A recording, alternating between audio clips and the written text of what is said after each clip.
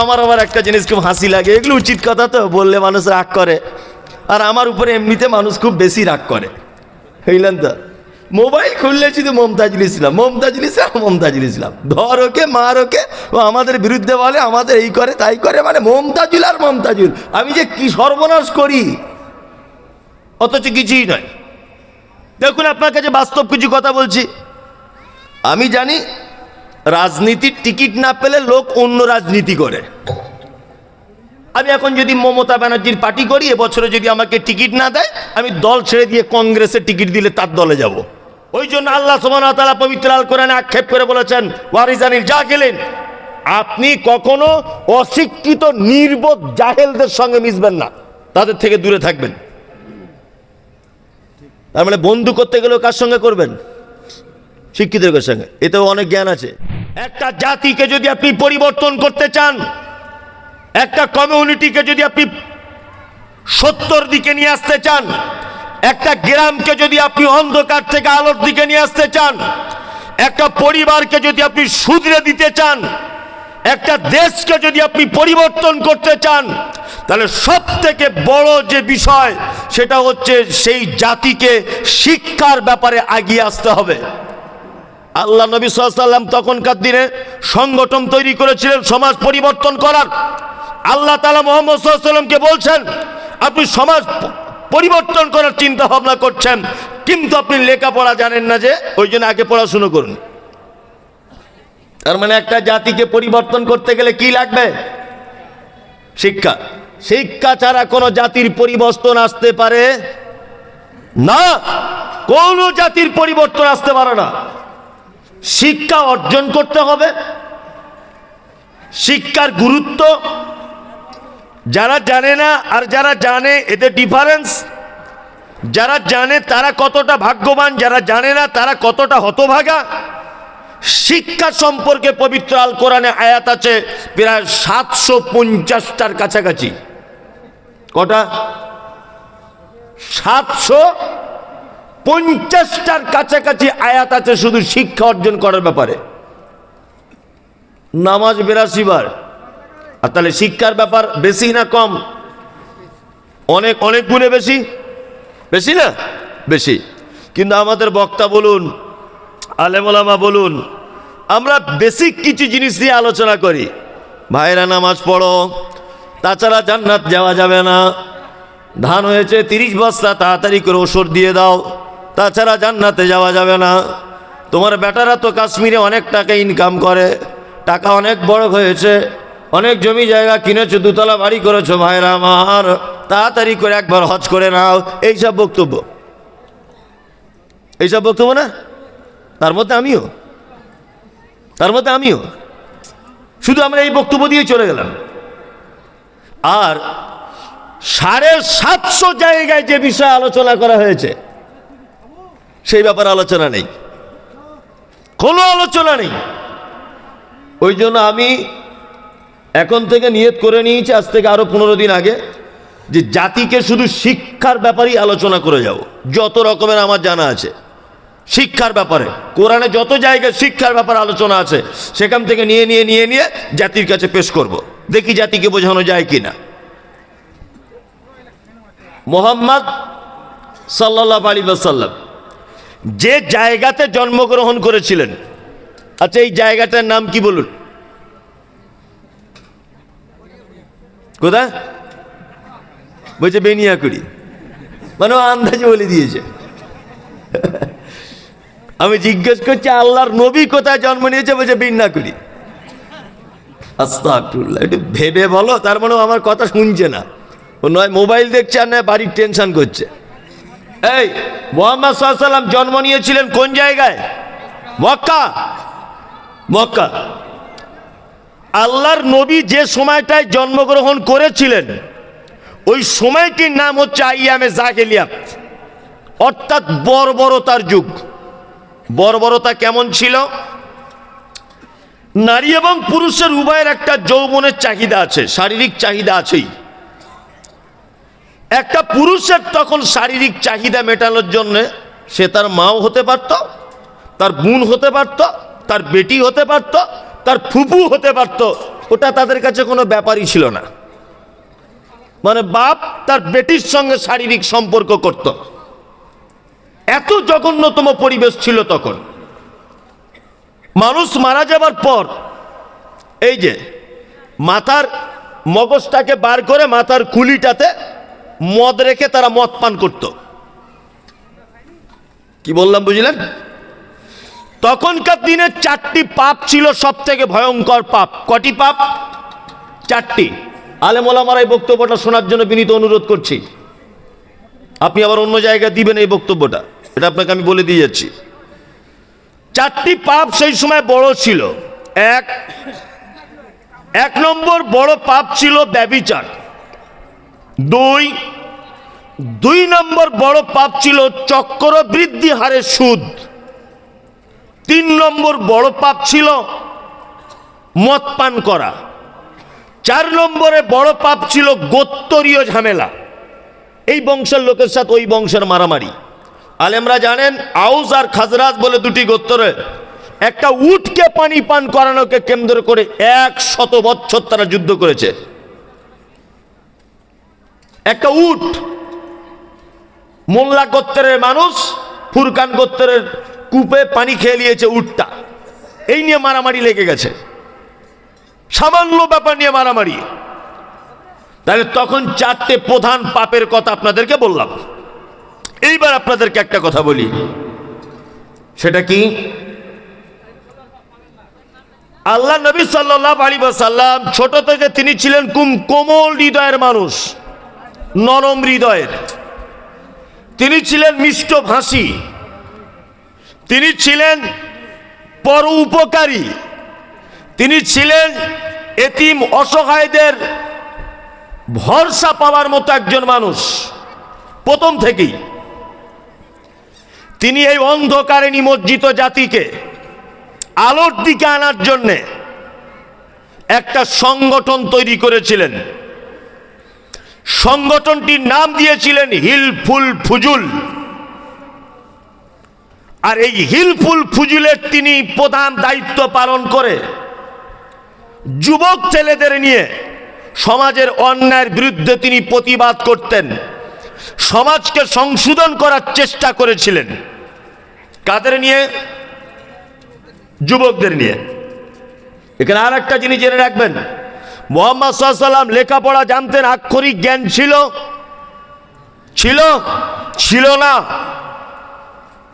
এই যখন যুবকদেরকে নিয়ে সমাজের অন্যায়ের বিরুদ্ধে তিনি প্রতিবাদ করতে লাগলেন, আর এর মাঝখানে মক্কা থেকে 3.5 কিলোমিটার দূরে একটি পাহাড়, জাবালে নূর তার নাম, তার গুহার উপরে উঠে, গুহাটির নাম গারে হীরা, এই গুহার উপরে উঠে আল্লাহর ধ্যান করতেন।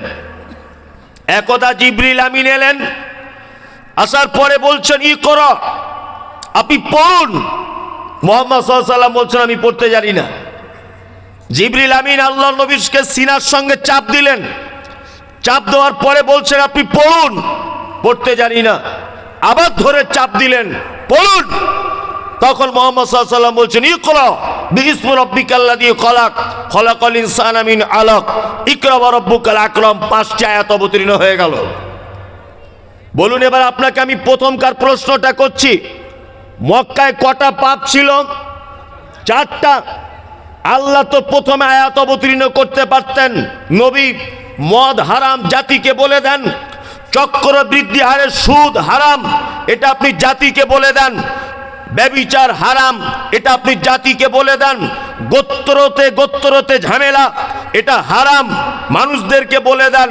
আল্লাহ তাআলা এই আয়াত অবতীর্ণ না করে মুহাম্মদ সাল্লাল্লাহু আলাইহি ওয়াসাল্লামকে বলছেন ইকরা, আপনি আগে পড়াশুনো করুন, আপনি পড়ুন। তার মানে অত্তর ঘটনা থেকে বুঝতে পারা যায়, একটা জাতিকে যদি আপনি পরিবর্তন করতে চান, একটা কমিউনিটিকে যদি আপনি সত্যর দিকে নিয়ে আসতে চান, একটা গ্রামকে যদি আপনি অন্ধকার থেকে আলোর দিকে নিয়ে আসতে চান, একটা পরিবারকে যদি আপনি শুধরে দিতে চান, একটা দেশকে যদি আপনি পরিবর্তন করতে চান, তাহলে সব থেকে বড় যে বিষয় সেটা হচ্ছে সেই জাতিকে শিক্ষার ব্যাপারে এগিয়ে আসতে হবে। আল্লাহ নবী সাল্লাল্লাহু আলাইহি ওয়াসাল্লাম তখনকার দিনে সংগঠন তৈরি করেছিলেন সমাজ পরিবর্তন করার।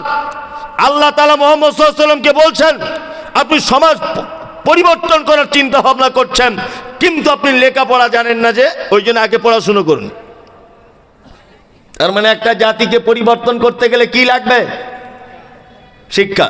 শিক্ষা ছাড়া কোনো জাতির পরিবর্তন আসতে পারে না, কোনো জাতির পরিবর্তন আসতে পারে না। শুনুন, অত্তর ঘটনা থেকে দুটো শিক্ষা নেন। আল্লাহ নবী সাল্লাল্লাহু আলাইহি ওয়াসাল্লাম সমাজ পরিবর্তন করার জন্য সর্বপ্রথম যে সংগঠন তৈরি করেছিলেন কাদের নিয়ে? কাদের? যুবকদের। মুসলিম সমাজের কোনো উন্নতি নেই কেন জানেন? কেন জানেন? আমাদের মাদ্রাসাগুলোর উন্নতি নেই কেন? আমাদের মসজিদের উন্নতি নেই কেন? আমাদের সমাজ ব্যবস্থার উন্নতি নেই কেন? আমাদের ঈদগাহের উন্নতি নেই কেন? আমাদের পাড়া গ্রামের অসভ্যতা ছেয়ে গেছে কেন? গ্রামগঞ্জে অন্যায় বেশি হচ্ছে কেন? তার একটাই কারণ, যে আমরা সমাজ পরিবর্তন করার, সমাজকে ডেভেলপ করার যে পদ্ধতি অবলম্বন করছি, এই পদ্ধতি 100% ভুল। যদি বলছেন তাহলে ঠিক কি? এই দেখুন, মসজিদের সেক্রেটারি কে হবে? কে হবে?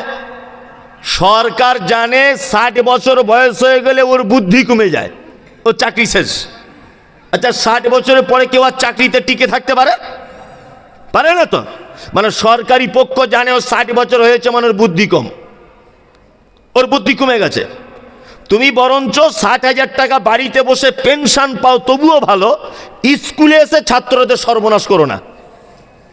ওই জন্য দেখবেন সরকার মাস্টারকে রিটায়ার করে বাড়ি পাঠিয়ে দেয়, বসে বসে অর্ধেক বেতন দেয়, তবু স্কুলে আসতে দেয় না। কি বললাম বুঝলেন?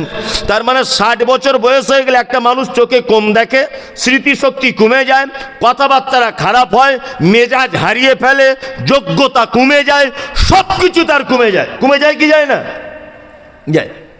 ও রিটায়ার করে স্কুল মাস্টার বাড়ি এসেছে, নিয়ে গ্রামে মিটিং ডেকেছে, বলছে মসজিদের কমিটি হবে। সবাই বলছে আমাদের হেডমাস্টারকে করে দাও।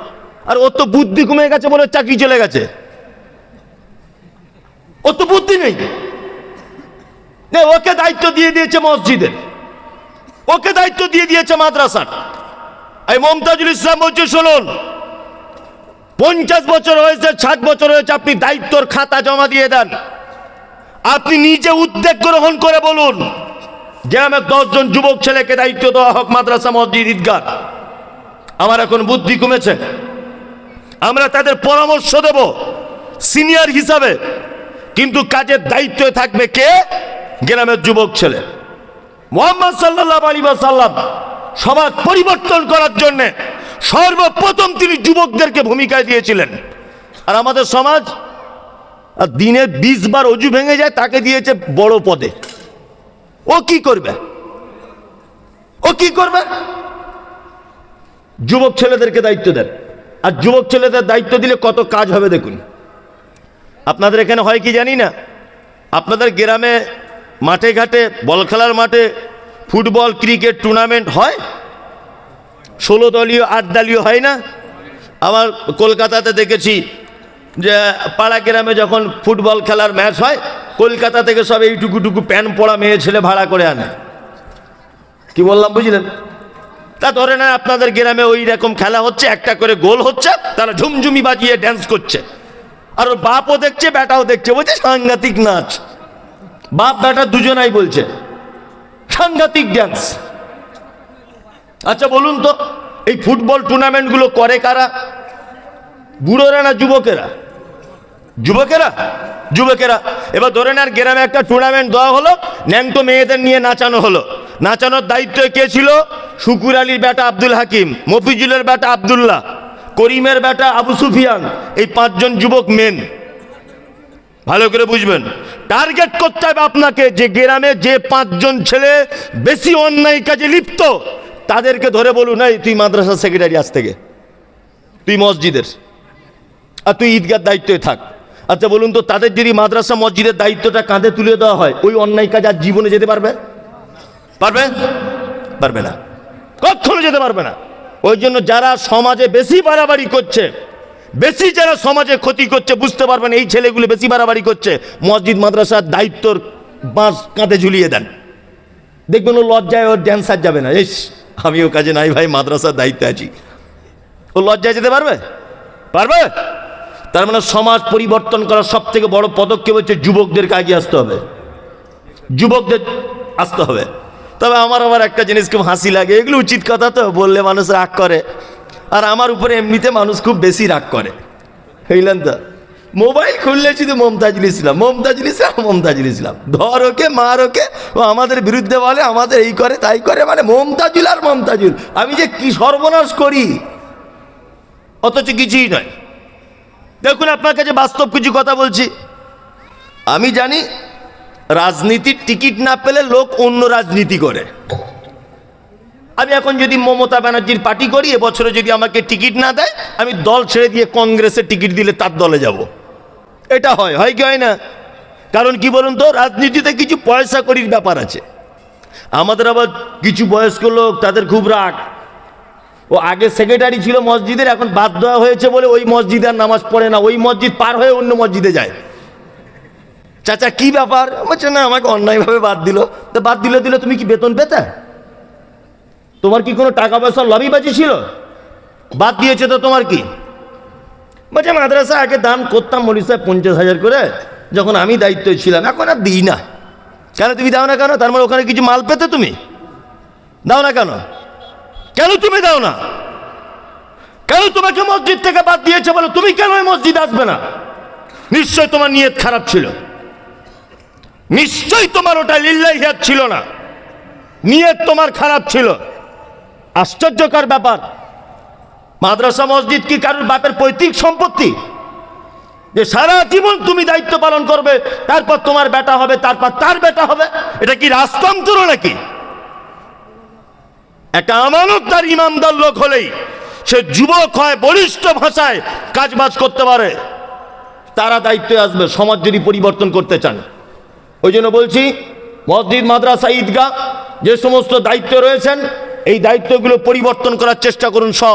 সমস্ত মুসলিম সমাজকে এটা বার্তা আমার, যুবকদের কানুন, যুবকদেরকে দিয়ে মুহাম্মদ সাল্লাল্লাহু আলাইহি ওয়াসাল্লাম সমাজ পরিবর্তন করার চিন্তা ভাবনা করেছিলেন জীবনের প্রথম। 2, শিক্ষা। শিক্ষা ছাড়া কোনো জাতির পরিবর্তন আসতে পারে কি না? কোনো জাতির পরিবর্তন আসতে পারে না।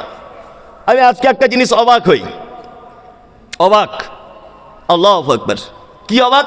এই কথাটা বললে আবার এখনই সোশ্যাল মিডিয়া বিতর্কিত হবে যে আবার এইরকম বিতর্ক কথা বলছেন। আমাদের এলাকাতে জুড়ে, সারা ভারতবর্ষ জুড়ে একটা জিনিসের প্রতিযোগিতা এখন সব থেকে বেশি, কি বলুন তো? দামি দামি মসজিদ করতে হবে। ওদের মসজিদে 13টা এসি, আমাদের 16টা লাগাবো। ওদের মসজিদে 4টে মিনার, আমাদের 12টা মিনার করব। ওদের লোকাল পাথর লাগানো, আমরা রাজস্থান থেকে পাথর আনবো।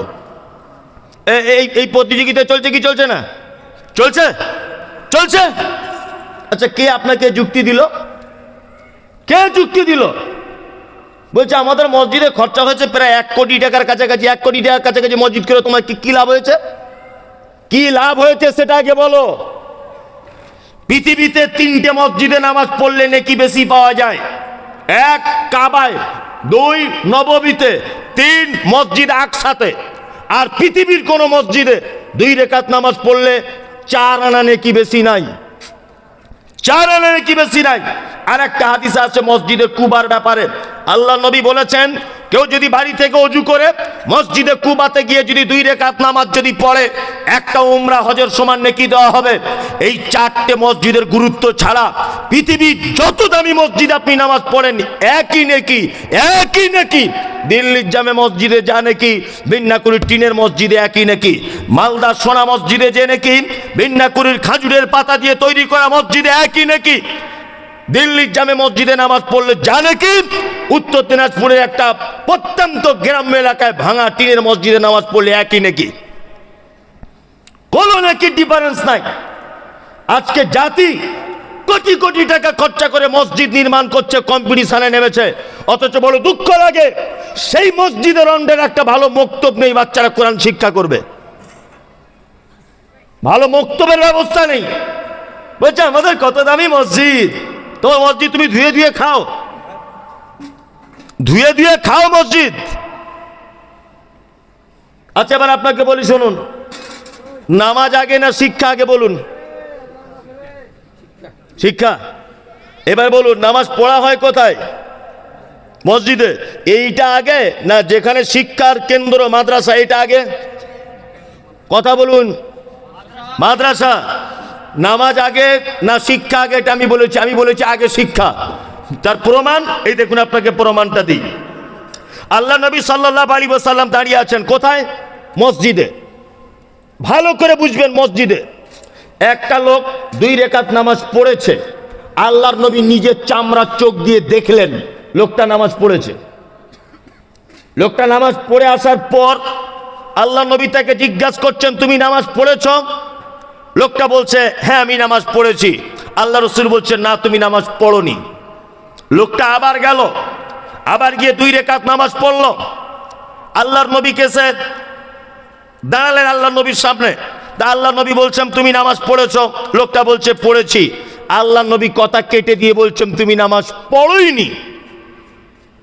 আচ্ছা বলুন তো, আল্লাহ নবী সাল্লাল্লাহু আলাইহি ওয়াসাল্লাম নিজের চোখে দেখলেন তো এই লোকটা নামাজ পড়লো। তারপরে তিনি কি করলেন? কেটে দিলেন না যে তুমি নামাজ পড়োইনি। তার মানে বুঝতে পারা যাচ্ছে আল্লাহ নবী যদি এ কথা বলতেন, তুমি নামাজ পড়েছো, মোটামুটি হয়েছে তোমার, তবে আরো ভালো করে পড়ো, তবু একটা চান্স ছিল কি ছিল না? আল্লাহ নবী কথা কি করলেন? ডাইরেক্ট কেটে দিলেন। লোকটা নামাজ পড়েছে, আল্লাহ নবী চামড়ার চোখ দিয়ে দেখলেন। তারপর আল্লাহ নবী সাল্লাল্লাহু আলাইহি ওয়াসাল্লাম কথা উড়িয়ে দিয়ে বললেন, তুমি নামাজ পড়োনি, কারণ সাল্লু কামা রাআইতুমুনি ইউসাল্লি, সেইভাবে তোমরা নামাজ পড়ো যেভাবে মুহাম্মদ সাল্লাল্লাহু আলাইহি ওয়াসাল্লাম পড়েছেন বা তাকে পড়তে দেখেছো তোমরা। এখান থেকে বোঝা যায় আপনার নামাজের টোটাল পদ্ধতি, আপনার নামাজের টোটাল সিস্টেম, আপনার নামাজের টোটাল রুকন, আপনার নামাজের টোটাল নিয়ম এবং পদ্ধতি মুহাম্মদ সাল্লাল্লাহু আলাইহি ওয়াসাল্লামের মতো করে আগে জানতে হবে, তারপরে নামাজ কবুল হবে, তার আগে নয়। আপনি নামাজ পড়তে গেলেন মসজিদে, আল্লাহু আকবার, এখানে হাত বাঁধলেন, চলবে? হাতটা এখানে বাঁধলে চলবে? চলবে না তো, চলবে না। তাহলে নামাজ পড়ার আগে জানতে হবে কোথায় হাত বাঁধতে হয়, পা কি করে রাখতে হয়, আমিন জোরে না আসতে, জোহরের কয় রাকাত, রুকুতে গিয়ে কি দোয়া, সেজদায় গিয়ে কি দোয়া, রুকু থেকে উঠার পরের দোয়া কি, এই শিক্ষাটা আগে অর্জন করা দরকার আছে না নেই? আছে। তার মানে শিক্ষা না থাকলে ইবাদত পর্যন্ত কবুল হবে না। কি বলছি বুঝতে পারছেন তো? এবার আপনাদেরকে বলি সেটা কি। আমরা আল্লাহ নবী সাল্লাল্লাহু আলাইহি ওয়াসাল্লামের কাছে একবার যাব। এখন আল্লাহর নবীকে দেখব তিনি শিক্ষার মর্যাদাটা কতটা দিয়েছেন। সুবহানাল্লাহ। আপনাকে বললে আপনি অবাক হবেন, এখন অবাক। আচ্ছা বলুন তো, বাড়িতে কুকুর লালন পালন করা জায়েজ না না জায়েজ? না জায়েজ। হ্যাঁ, এরা খুব মোটামুটি পিকাবে আছে, খুব জোরে জোরে বলছে না জায়েজ, তাই তো? পারুক না পারুক বলেছে তো, তবে ঠিকই বলেছে, না জায়েজ, তাই না? আল্লাহ নবী কি বললেন? আল্লাহ নবী সাল্লাল্লাহু আলাইহি ওয়াসাল্লাম বললেন, কেউ যদি ইচ্ছাকৃত বাড়িতে যদি কুকুর লালন পালন করে, প্রত্যেক দিন সকালে তার আমলনামা থেকে 2 কেরাত অর্থাৎ 2টি উহুদ পাহাড়ের সমান নেকি মাইনাস করে দেওয়া হবে। এমনিতে তো নেকি পাওয়া যায় না, যায়। আবার ঢং করে যদি কেউ কুকুর বাড়িতে রাখে, তাহলে 2 উহুদ পাহাড়ের সমান নেকি প্রতিদিন কি হবে? মাইনাস, কেটে দেওয়া হবে। এইবার আপনাদেরকে একটা মজার কথা বলি, কুকুর পোষার পারমিশন আছে? আছে। কেমন? যে কুকুর ঘরের মুরগি দেখলে ধরতে যায় না, কিন্তু ফরিদার মায়ের মুরগি দেখলেই ধরতে যায়। ভালো করে বুঝবেন, আপনাকে দেখলে ডাকে না, বাইরের কোনো লোক দেখলে কামড়াতে যায়।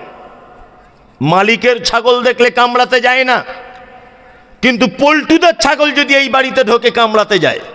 এক কথায়, যে কুকুরের মালিক তার কুকুরকে শিক্ষা দিয়েছে, এটা আমাদের ছাগল, এটা আমাদের মুরগি, এটা আমার বেটা, এটা আমার বেটি, এটা আমার বাড়ি, এই ট্রেনিং যে কুকুরকে দেওয়া হয়েছে, আল্লাহর নবী বলছেন এরকম ট্রেনিংওয়ালা কুকুর তুমি তোমার প্রয়োজনে ব্যবহার করতে পারো। তোমার ধানের জমি, তোমার আমের বাগান, তোমার পোলট্রির ফার্ম, তোমার ছাগলের গোয়াল ঘর, তোমার গরুর গোয়াল ঘর, তোমার বাড়ির সিকিউরিটি, যে কোনো মূল্যে তুমি তাকে ব্যবহার করতে পারবে যদি ওকে ট্রেনিং দেওয়া হয়। তাহলে মুহাম্মদ সাল্লাল্লাহু আলাইহি ওয়াসাল্লাম মানুষ তো দূরের কথা, শিক্ষিত কুকুরকে পর্যন্ত সম্মানের চেয়ারে বসিয়েছেন। কি বুঝলেন?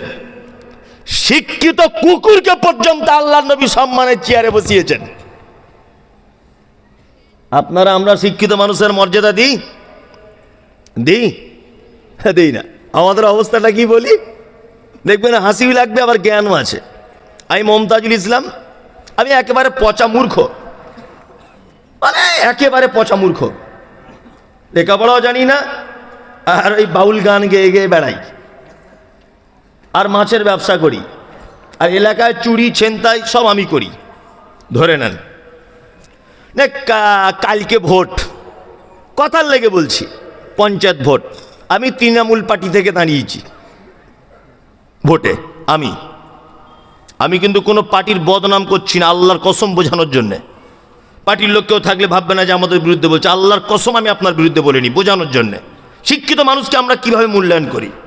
আমি তৃণমূলে দাঁড়ালাম, আর ইনি যে আছেন শায়েক, উনি কিন্তু বিশাল বড় ডক্টর, ইঞ্জিনিয়ার, উনি একটা কলেজের প্রিন্সিপাল, ভালো করে বুঝবেন। অনেক কিছু ওনার ডিউটি বা ডিগ্রি, অনেক কিছু ডিগ্রি আছে ওনার। উনি দাঁড়িয়েছেন এখন ধরে নেন সিপিএম থেকে। সিপিএমের তো কোনো বাজার নাই, ভালো করে বুঝবেন। কালকে ভোট হয়ে গেল, তারপরের দিন ধরে নেন ভোটের রেজাল্ট বার হবে। বলুন তো আপনারা নিজেরা জেতার চান্স বেশি কার? সত্যি কথাটা বলুন। তার মানে আমার জেতার চান্স বেশি, অথচ আমি পচা মূর্খ, কিচ্ছু জানি না। আমি জিতে গেলাম, ও কিন্তু শিক্ষিত জিততে পারলো না, কারণ ওর বাজার কম, তাই না? আমি জিতে গেলাম, আমাকে পার্লামেন্টে পাঠিয়ে দেওয়া হলো। ধরে নেন পার্লামেন্টে নরেন্দ্র মোদী বিল পাস করে দিয়েছে কি না, বাবরি মসজিদ ভেঙে দিতে হবে। ভালো করে বুঝবেন, সব এমপিরা সই করো। আমি তো লেখাপড়া জানি না, মা চলা, টিকিট পেয়েছি বলে হয়ে গেছি। আমি পার্লামেন্টে কীরকম করে ঘুমাচ্ছি। ইংলিশে লেখা এসেছে একটা চিঠি, নরেন্দ্র মোদী দিয়েছে, বিন্নাকুড়ি মাদ্রাসাটা ভাঙতে হবে, সব সাইন করো। সবাই সাইন করে দিয়েছে, আমি ইংরেজি পড়তে পারি না। আমি দেখছি সবাই করছে, যখন আমিও করে দিই। মমতাজুল ইসলাম ইরফানি, ওইটা আনন্দবাজার পত্রিকা কাল সকালে বার হয়েছে। তারপরের দিন বলছে, ওরে শালারে, কাকে ভোট দিলাম? আমাদের বিন্নাকুড়ির ছেলে আমাদের মাদ্রাসা ভাঙা সই করে দিল। ধর শালাকে, মার শালাকে, জীবনে ভোট দেবো না। দোষ আমার না দোষ আপনার? আপনি আমার মতো গাধাকে ওইখানে পৌঁছালেন কেন, এটা আগে বলুন। আমার মতো এই লোকটাকে আপনি ওই জায়গা পর্যন্ত যাওয়ার সুযোগ করে দিলেন কেন? সরকার যত ক্ষতি করুক, রাজ্য সরকার হোক, কেন্দ্রের সরকার হোক, যে ক্ষতি করুক না কেন, এর জন্য আপনি দায়ী, আপনি নিজে দায়ী। এই ক্ষতির ব্যাপারে আপনি পর্যন্ত ভোট দিয়েছেন, আর এখন আপনি চিল্লাচ্ছেন যে আমাদের সব শেষ করে দিল। এখন কেন চিল্লাচ্ছেন আপনি? ভোট দেওয়ার সময় তখন দেখে দেননি কে যোগ্য প্রার্থী আর কে যোগ্য প্রার্থী নয়, কে যোগ্য লোক আর কে অযোগ্য লোক, এটা যাচাই বাছাই করার দরকার ছিল কি ছিল না? জাতি যতদিন পর্যন্ত শিক্ষিত মানুষকে না প্রাধান্য দিবে, জাতি কোশ্চিনকালে কোনোদিন সফলতা পেতে পারে না, কোনোদিন পেতে পারে না। আমি দেখতে পাই সমাজ ব্যবস্থা কেমন, শিক্ষিত মানুষেরা হাই এডুকেটেড, জলসাতে তারা দেখছি নিচে চটে বসে আছে, আর টাকা বেশি হয়েছে বলে এরকম লোককে দেখছি স্টেজে বসে আছে সব চেয়ারে। আমি নিজে দেখতে পাই এগুলো অনেক জলসাতে। শিক্ষিত লোক, দামি লোক, সমাজের যোগ্য ব্যক্তি, ওনাকে দেখতে পেয়েছি চটে বসে আছে, অথচ এক কলম লেখাপড়া তো দূরের কথা, নাম লিখতেও পারে না। ও দেখছি প্রধান অতিথি, অমুক তমুক হাবি যাবি, একদম স্টেজ জুড়ে বসে আছে 17 জন সিকিউরিটি নিয়ে। কি অবস্থা বুঝতে পারছেন না? প্রধান এসআইআর এর ফর্ম ফিল আপ করতে পারে না। কি বুঝলেন? প্রধান এসআইআর এর ফর্ম ফিল আপ করতে পারে না প্রধান। আমি কিন্তু কোনো পার্টি টাটির নাম করিনি, আমি শিক্ষিত আর অশিক্ষিতর ব্যাপারটা বোঝাচ্ছি কিন্তু বারবার। প্রধান SIR এর ফর্ম ফিল আপ করতে জানে না, গ্রাম পঞ্চায়েত আল্লাহর কসম বলছি টিপসই দেয়, আল্লাহর কসম করে বলছি। পঞ্চায়েত গ্রামের প্রতিনিধি, গ্রামের একজন রানিং মেম্বার, ও টিপসই দিচ্ছে আর ওর বউ বলছে নিচে লেখো আব্দুল্লাহ, নিচে লেখো। বলছে আমি তো পারি না, নতুন কলম লাগবে, পুরাতন কলমে হবে না। তাহলে এদেরকে আমরা যদি সমাজের দায়িত্ব দিই, তাহলে এদের থেকে আর বেশি কিছু আশা করতে পারি? পারি না। তার মানে সমাজে যত অন্যায় হচ্ছে এর জন্য আপনি দায়ী, কেউ দায়ী নয়, কেউ দায়ী নয়, আপনি নিজে দায়ী। কি বললাম বুঝতে পারছেন? আপনি নিজে দায়ী। আপনি তাকে ওই পর্যন্ত পৌঁছানোর সুযোগ করে দিলেন কেন? আপনি তো জানেন ও কিচ্ছু বোঝে না, আপনি ওই জায়গা পর্যন্ত তাকে দিলেন কেন? আল্লাহু আকবার। ওই জন্য আপনাকে বলছি শুনুন, শিক্ষার মর্যাদা কতটা পবিত্র আল কোরআন এবার আপনাকে বোঝাই।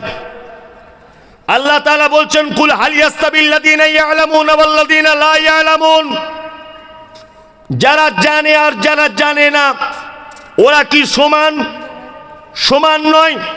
কুল হাল ইয়াস্তাবিল আমা ওয়াল বাসীর ওয়াজ-যুলুমাতি ওয়ান-নূর, আল্লাহ তাআলা বলছেন যারা জানে তারা চোখওয়ালা লোকের মতো, আর যারা জানে না তারা অন্ধ লোকের মতো।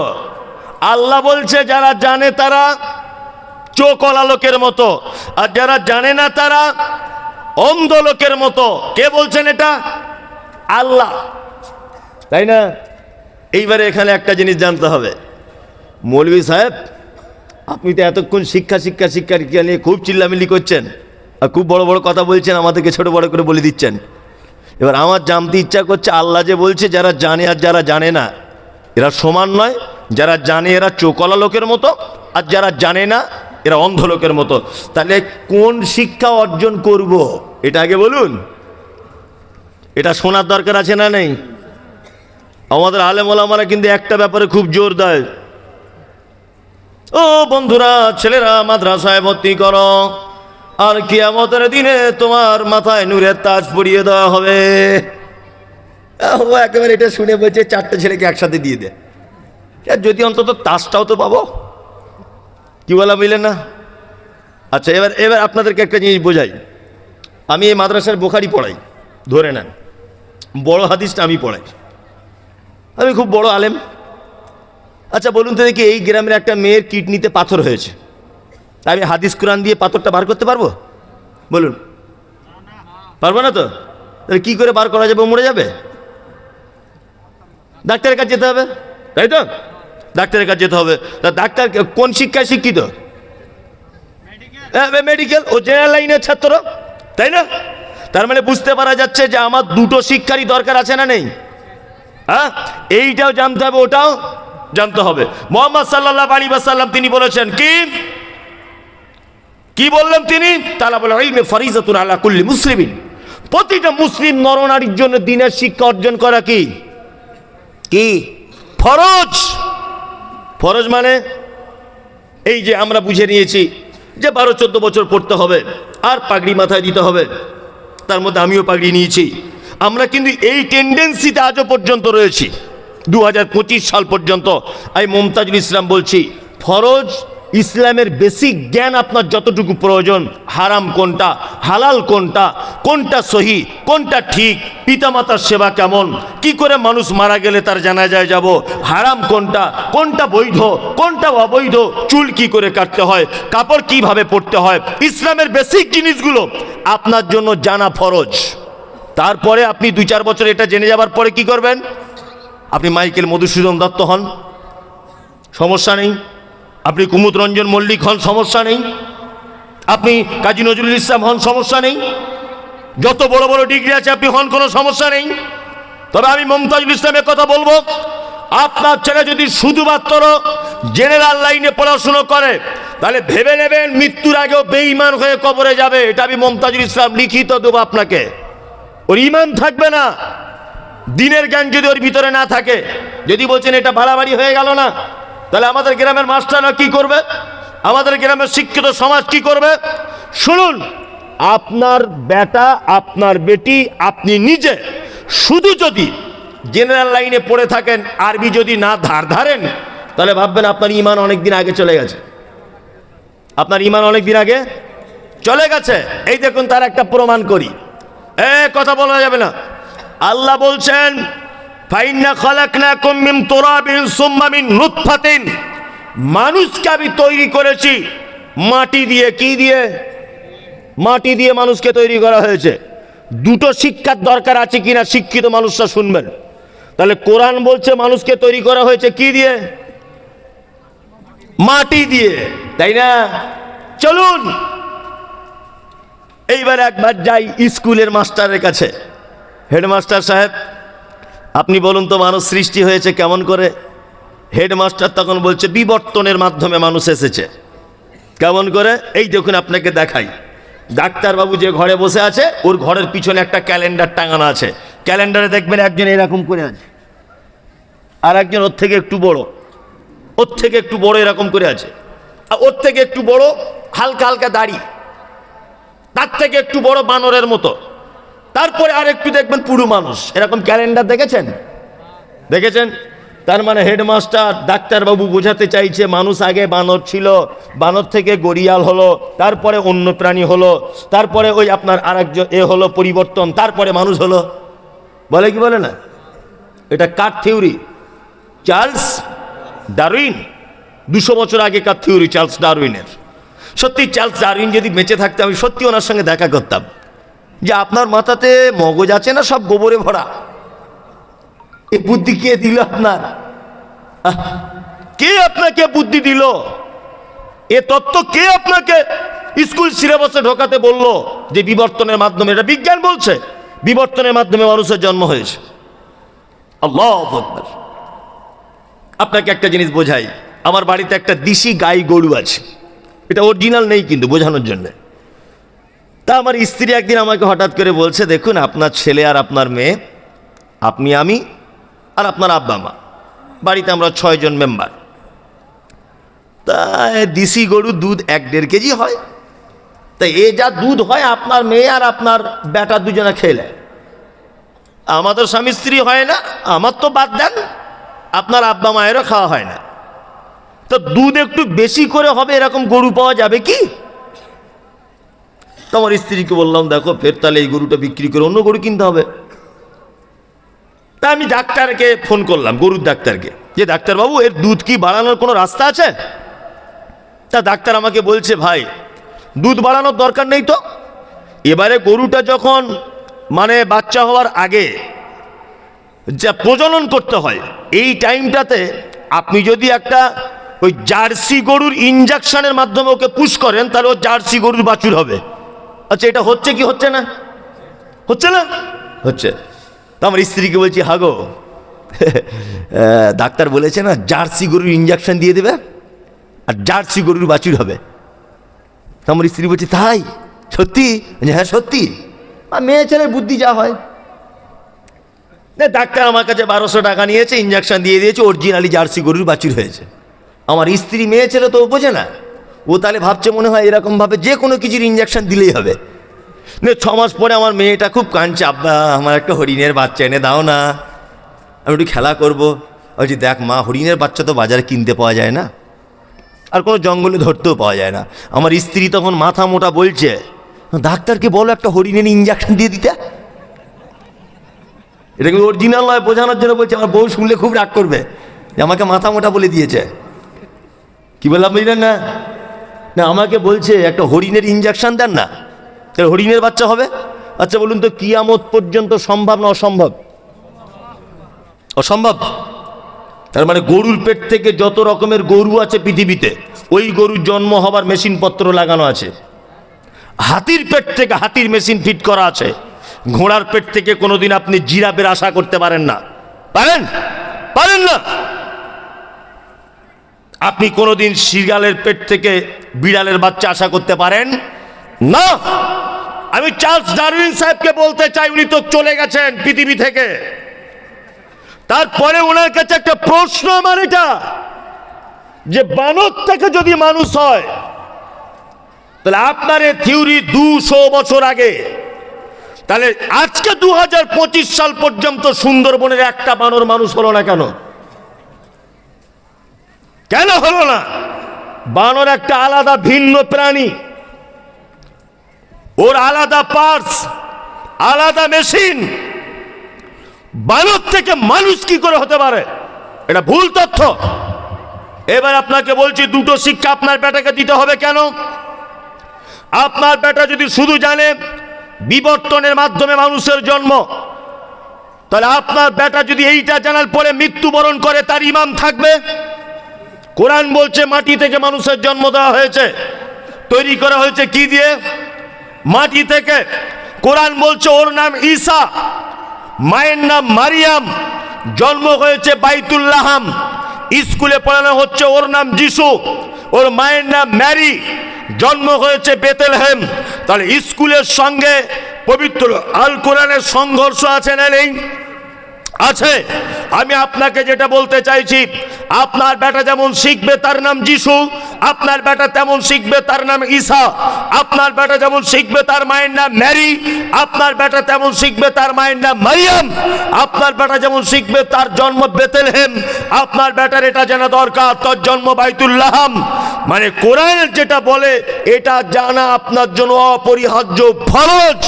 এইটা জানা হয়ে গেলে আপনি ইঞ্জিনিয়ার হন, মাস্টার হন, প্রফেসর হন, ব্যারিস্টার হন, উকিল হন, হাকিম হন, কোনো আপত্তি আমাদের আলেম ওলামাদের পক্ষ থেকে নাই। আছে? নাই, নাই। আল্লাহু আকবার। ওই জন্য আপনাদেরকে বলবো, বিনীত অনুরোধ করে, এই দেখুন আমার দিকে ফিরুন, এই ডিস্টার্ব করা যাবে না। আপনার ভালো লাগে না আপনি সুরসুর করে বাড়ি চলে যেতে পারেন, এতে আমার আপত্তি নেই, তবে ডিস্টার্ব করা যাবে না। আপনি অন্যজনের ডিস্টার্ব করবেন না। আপনি নিজে কম খাবেন, কি বলছি কথাটা মাথায় ঢোকান। একটা জুতো 1.5 বছর পরবেন, জুতো ছিঁড়ে যাবে, সেলাই করবেন আবার। আপনার স্ত্রী ব্লাউজ ছিঁড়ে গেলে ওকে বলবেন হালকা একটু সেলাই করে পরিষ্কার করে আবার পরতে। আপনার লুঙ্গি ছিঁড়ে গেলে সেলাই করে আবার পরবেন। এক কথাতে বোঝাতে চাইছি, নিজে একটু কম খাবেন, নিজে একটু কমা দামে জামা কাপড় পরবেন, নিজে আপনার স্ত্রীকে বলবেন অপচয় কম করতে। আমি বোঝাতে চাইছি, টাকা বাঁচিয়ে বাঁচিয়ে সন্তানদের পিছনে ইনভেস্ট করুন, ওরাই জাতির ভবিষ্যৎ। কি বললাম বুঝলেন? ওরা কি জাতির ভবিষ্যৎ। শুনুন একটা কথা বলি, একজন কোটিপতি লোক একটা পরিবারের উপকার করে, একজন কোটিপতি লোক একটা পরিবারের উপকার করে, একটা শিক্ষিত লোক সারা জাতির উপকার করতে পারে। পারে কি পারে না? পারে।